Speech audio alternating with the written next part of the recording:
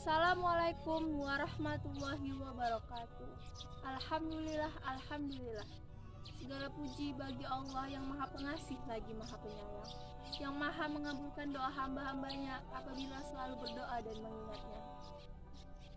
Pertama-tama marilah kita panjatkan puji syukur atas kehadirat Allah Subhanahu wa taala, yang mana atas nikmat dan rahmatnya kita masih diberi kesehatan sampai saat ini. Tak lupa pula sholawat beriringan salam kita hadiahkan kepada junjungan kita Nabi Muhammad SAW. Semoga kita mendapat syafaatnya di hari kiamat kelak. Amin ya rabbal alamin.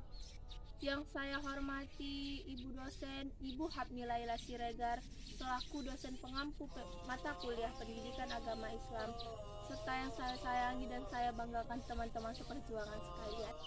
Baiklah, di sini saya akan membahas tentang dosa-dosa yang dianggap ringan oleh manusia.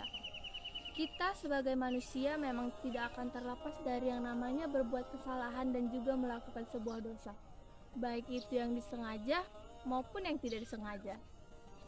Tapi Allah Subhanahu wa taala selalu mengingatkan kita untuk menjauhkan diri dari yang namanya perbuatan dosa, baik itu dosa besar maupun dosa kecil.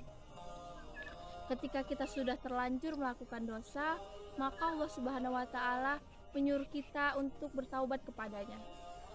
Namun, seiring dengan bertambahnya kemajuan zaman, maka semakin memudahkan untuk musuh manusia yaitu setan untuk menjerumuskan kita manusia dalam berbuat dosa.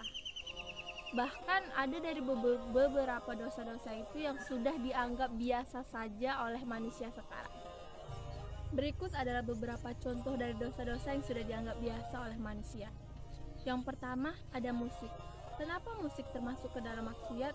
Karena kalimat atau perkataan yang terkandung di dalam musik itu tersendiri dapat menyesatkan manusia tanpa sepengetahuan mereka. Lalu, apakah semua musik dan nyanyian itu termasuk ke dalam maksiat? Padahal tidak sedikit juga nyanyian-nyanyian zaman sekarang yang liriknya itu mengingatkan kita kepada Allah. Wallahu a'lam bishawab. Oleh karena itu, jika meninggalkannya tidak mendapatkan kerugian dan jika mendengarkannya tidak bermanfaat, alangkah lebih baik kita jauhi. Yang kedua ada berhalwat. Berhalwat adalah berdua-duaan dengan yang bukan mahram kita. Salah satu contoh berhalwat adalah pacaran. Kenapa pacaran sebelum menikah itu termasuk ke dalam dosa? Karena ketika pacaran, maka mereka akan melakukan dari yang namanya zina mata, zina hati, zina pikiran, dan zina-zina yang lainnya.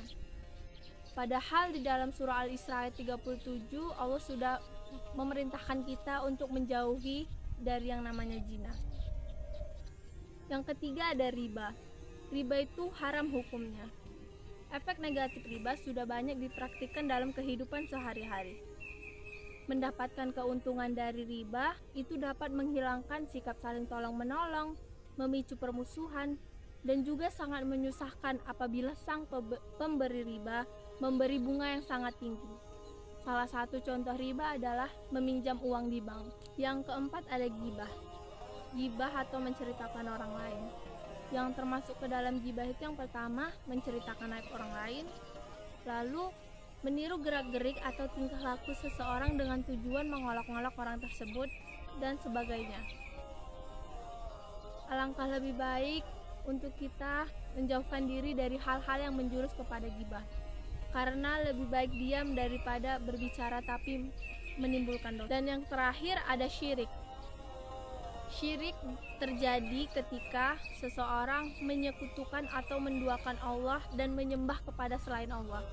Contohnya adalah menyembah kepada pohon, batu, patung, bulan, matahari, dan sebagainya. Atau bahkan memiliki jimat yang mereka percaya memiliki kekuatan. Atau percaya terhadap ramalan atau zodiak-zodiak. Itu adalah beberapa contoh dari dosa-dosa yang sudah dianggap biasa oleh manusia zaman sekarang. Alangkah baiknya kita sebagai manusia yang beriman dan bertakwa kepada Allah Subhanahu wa taala untuk selalu menjauhi larangannya dan menjalankan perintahnya.